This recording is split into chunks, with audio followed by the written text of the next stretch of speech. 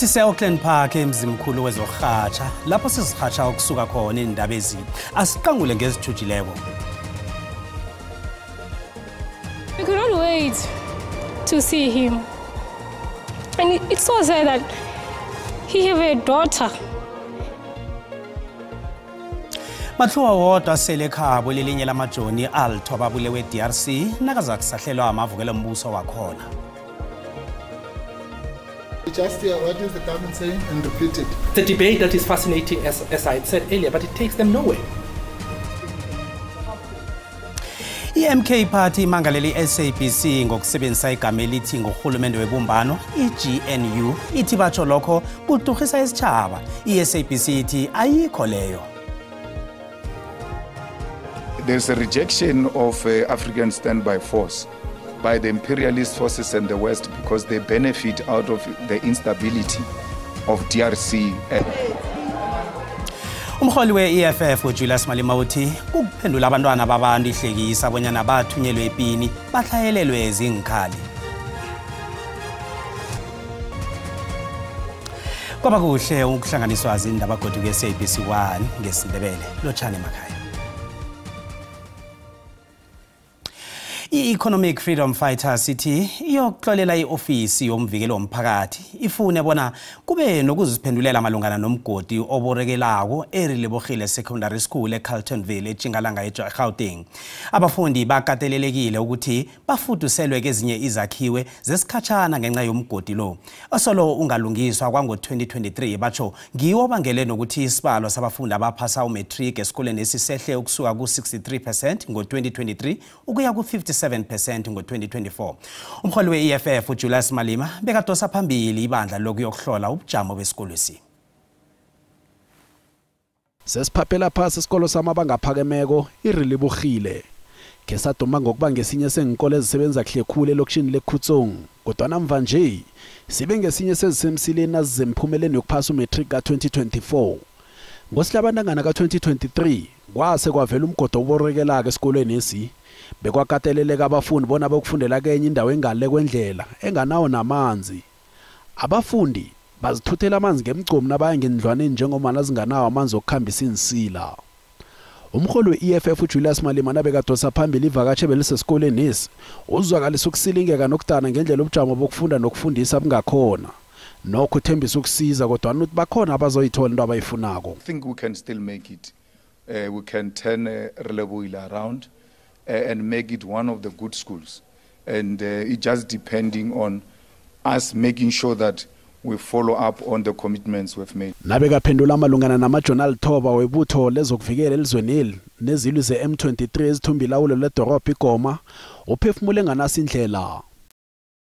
Rejection of African standby force by the imperialist forces in the West because they benefit out of the instability of DRC and Africa in particular. If there is any country that was messed up right from the beginning was DRC. They have been destabilizing that country for many years because they want those minerals.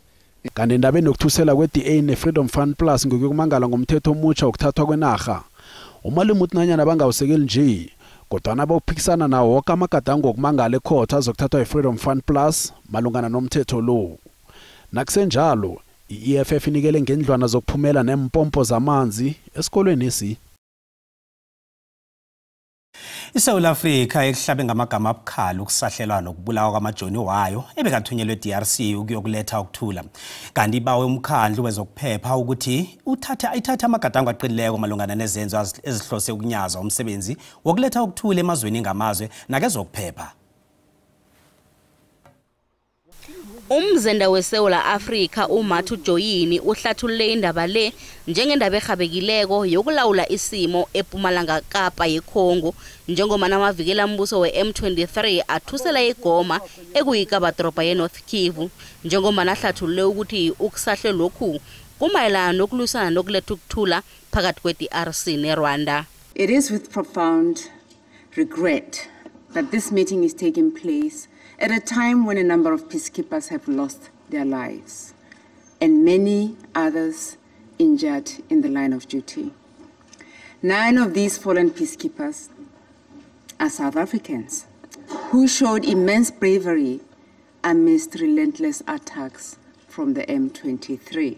I-DA ifuna kube nenkulumo-mpikiswano yePalamende mayelana nokubulawa kwamajoni weSewula Afrika e-DRC. Amajoni weSewula Afrika ahlangana nesiqhema samajoni esenzelwe ukuletha ukuthula esibizwa ngeSami DRC esibunjwe ngokuhlanganisa amajoni weSewula Afrika pha weTanzania kunye neMalawi. I-DA ithi amajoni weSewula Afrika pha awanikelwa imali eyaneleko begodu aliselelwe nakase-DRC. Ngalokho-ke ithi ufuna kubuyiswa wonke amajoni weSewula Afrika aselizweni lela. We want some answers. What we are confronted with, and our soldiers unfortunately are confronted with, is basically the effects of budget cuts over many years. Nakusenjalo umholi we-EFF uJulius Malema naye ukhamba phezu kwamagama ukuthi amajoni weSewula Afrika athungele e-DRC ayokuletha ukuthula akanangisetshenziswa ezaneleko. Uthi abakunanto ejugulukileko ngamavikela mbuso we-M23. Uthi konke abakufunako kuzitapela izenjiwa zelizwe. Umalema uthi nayikhibe uhulumende welizweli uyabhalelwa kunikela amajoni weSewula Afrika pha iinsetshenziswa ezaneleko, yeke amajoni layo akabuyele ekhaya. People are playing jokes with the lives of our brothers, and we must not allow that. If they can't give them equipment, let them come back. Nakusenjalo umzenda weRwanda uErnest Rwamko uhlathulule isehlakalo esinjengesinye senitshijilo zelizwe leCongo kanti ngakelinye ihlangothi usola iDRC kunye namazwe asebenzisana nayo ngezokuphepha ezibeka lizwe engozini.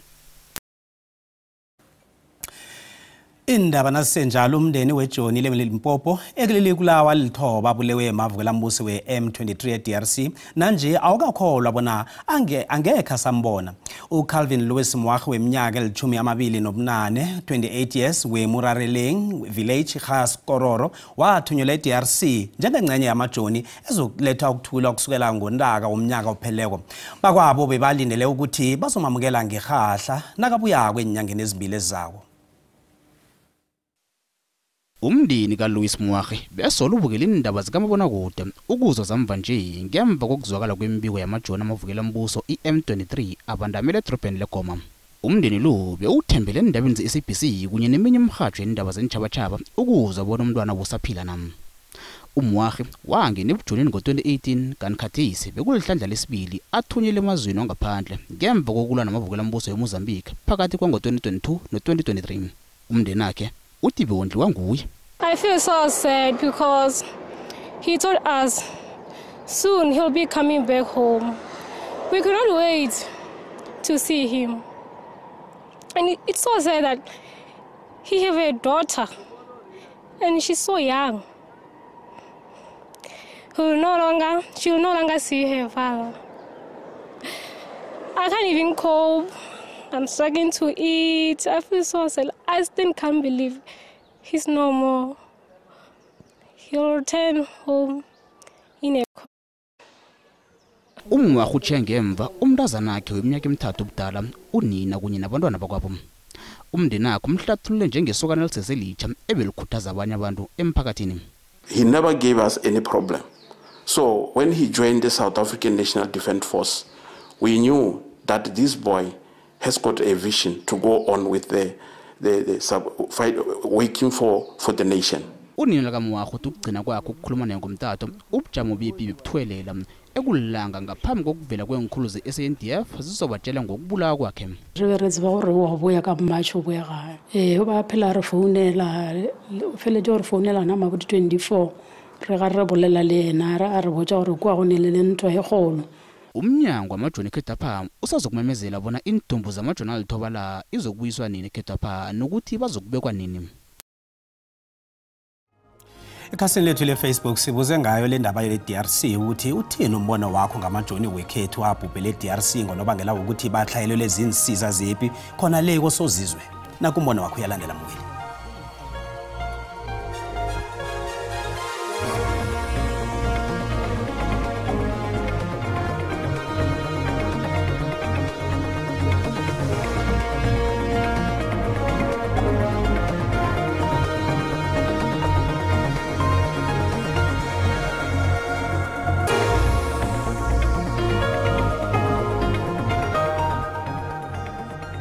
Ngaphela kanjani insiza kusebenza? Ngibona kubudedengu nje. Angathana umongameli weAmerica uDonald Trump bekangumongameli walapha eSouth Africa ngoba kumochakele khulu. Ezinye inaga nazo ke sithumele wabo amajoni awabazophelela ngale mkhathi ababuye ekhaya. Bathumela kanjani amasoja ngiyinsiza ezincane especially ama-mens bayolwa ngani? Ngiyakhumbula umnakwethu uVusi Mabhena naye wabulawa eDRC adunyuzwa amajoni wangale ngeDRC. Ngeke kwathumela amajoni wasengale ngaphandle ayokuvikela enye inaga ungabanikeli into zokuzivikela bangabi nensiza ezipheleleko. Kube kuyakhonakala uhulumende awahoxise wonke amajoni wethu awathumele eDRC bonyana bokulamula. Zibhlungu kakhulu ke ezo ndaba zokubulawa kwabantu abagcina icwangco emphakathini. Akabuye ezekhaya amajoni wekhethu akusimnandi ukuthi nawulijoni uyokhambela enarheni. Umbono ngembukelo SABC ayizukuthwesa umlando wokuziphendulela ngombono wombukelo. Umengameli walokho Jacob Zuma ufake isibawo ekhothe ephakeme kweGauteng eseJohannesburg ukujijila iSABC ngokusebenzisa igama leGovernment of National Unity. uZuma uthi umsebenzi weSABC akusikusabalalisa ilwazi ekungasingilo qiniso nelithatha ihlangothi kwezepolitiki ukuhlathulula ubujamo bakhathesi bokuhlelwa kwezepolitiki. SABC yasiphikisa isibawo lesi. Ngohobo inyakenye icala lacithwe ehelweni lamacala ecourt kwathiwa akusilicala elihabileko. Umholi weMK Party uJacob Zuma ufuna icourt ithatha isiqundo sokuthi akusisemthethweni ukusetshenziswa kwegama leGNU yeSABC. uZuma neMK Party bafuna ukuthi iSABC ingasalisebenzisa igama leGNU. Bathi ukusetshenziswa kwegameli kukudukhisa abantu abathembele kuSABC ukuthola indaba. We don't know the danger that can happen when a public broadcaster becomes the mouthpiece or the echo chamber of the government of the day or the dominant party. Just hear what is the government saying and repeat it without processing it through any process. Advocate Dalimpofu ujamele umengameli walokho uJacob Zuma neMK Party uthi iSABC ayikagatelele ukuthi isebenziswe ngokubuyelelwa kwegama elithi Government of National Unity ngoba lisetshenziswa nguhulumende nje. Kodwa nanyana njalo umjameli weSABC uAdvocate Rimtawu uthi iSABC ayikaphula umthetho wezokurhatsha ngokusebenzisa igama leGNU. Assuming that our learned friends would be were correct in that argument, and I'm going to deal with the founding affidavit next. The issue would then be a breach of the editorial policies or the SABC charter. It's not a constitutional issue. So in any event, they haven't sought the right relief. So it's a debate that is fascinating, as I had said earlier, but it takes them nowhere. Because your leadership will have to find what is it that I'm being asked to do here. Umpofu uthi iSABC ayikafanele ukukhulumela iDA neANC ngokusebenzisa nokusabalalisa igameli. Uthi iGNU ibunjwe ezinhlangano embilezi isitatimende samaqalondanzi sahlikihlwa ngunobhala zombelele uANC ufikile Mbalula kunye nosihlalo weDA uHelen Zille. Icala liyaraga. Nasibiya entolo. Akhange kufunde namhlanje enkolweni ezimbili zamabanga aphasi eMasoyi eHazyview ababelethi bavale inkolo ezi.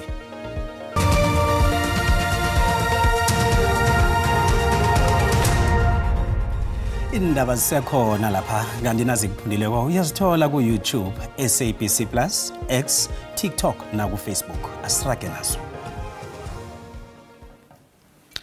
Kuphazamisekile ukufunda nokufundisa enkolweni ezimbili eMasoyi ihlanu kweHazyview eMpumalanga.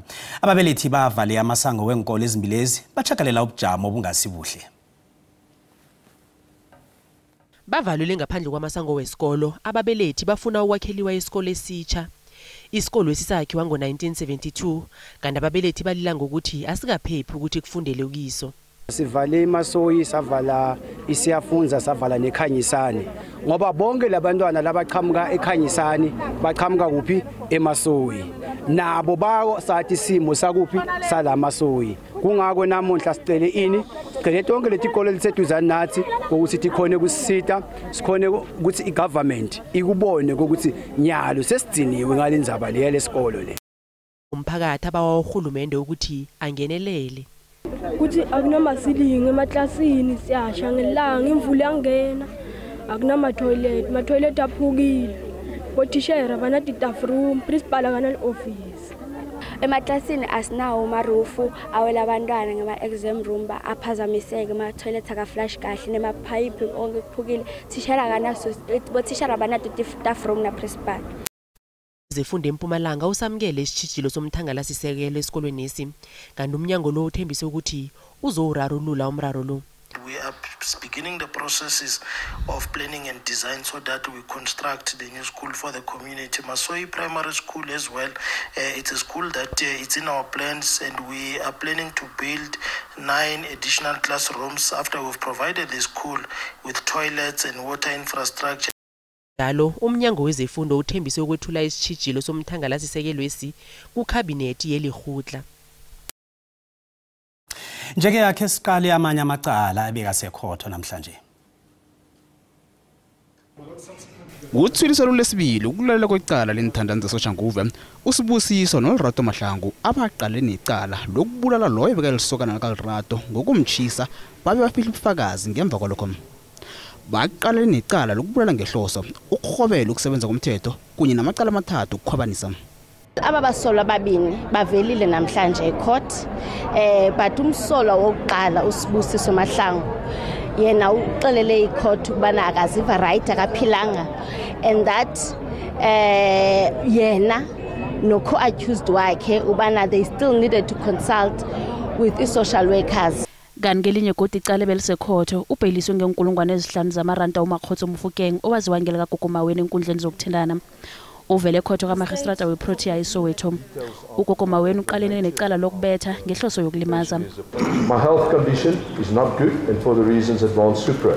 I'm pregnant with twins, unable to function in prison and do not have access to my much needed medical treatment and medication. The prison does not cater for my specific dietary needs referred to supra. My continued incarceration might very well result in a miscarriage and a life-threatening situation for me. Icaleli lokubuyela kodwa ekhotho mhlamalanga ali-11 kuMhlolanja kuze kuthule ubufakazi obuphakathi kwedokethi. Nakusenjalo ikhotho kaMagistrata yeRandburg ikuthulisele ilanga lakusasa ukuyokufaka isibawo sebheli ecaleni likaDato neminyaka ema-25 obudala oqalene namacala wokutholakala nenthombe zabantwana ababulanzi. Udade lo uvele kafeatureana ekhotho namhlanje ekseni kanti uyintombi yendoda eneminyaka ema-35 obudala uDarren Wicklin obotshwe inyanga le ngokutholakala aphethe inthombe namavidiyo angaphezu kwe-10 million wabantwana ababulanzi.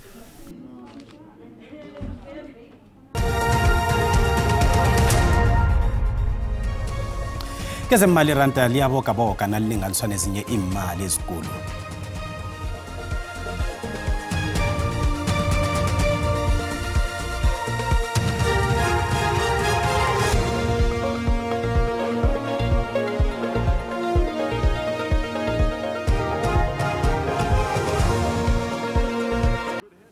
Akhe sizwe ke ngemhathweni bona usibu ovula ngaziphi namhlanje ivekele.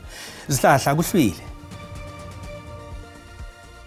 Siyathokoza Cedric silotshisa umbukelo khona usekhaya hlangana nendaba esiziphetheko namhlanje ngomvulo umndeni welinye lamajoni la alitoba abhubhele enarheni ye-DRC ngesikhathi azakuthola naphezulu nesiqhema samavukela mbuso i-M23 uthi kubudisi bona wamukele bona indoda nabo ayisekho. Ngale kwalokho lapha eMasoyi esifundeni seMpumalanga ababelethi bangenele umtshakalo bakhombela ke umnyango wezefundo ukuthi awungenelele ukusiza isikolo esikhona lapha balungise umthangalasisekelo endaweni yeMalenhle sesekhona lapha esifundeni seMpumalanga. Kuvela ukuthi batsho amalanganyana la sekunezika ezenzakalako la abantu bemba khona amathuna khulukhulu ke batsho la abawembako kungwabentwana. Ngiyo ke indaba ezabe siziphetheko namhlanje.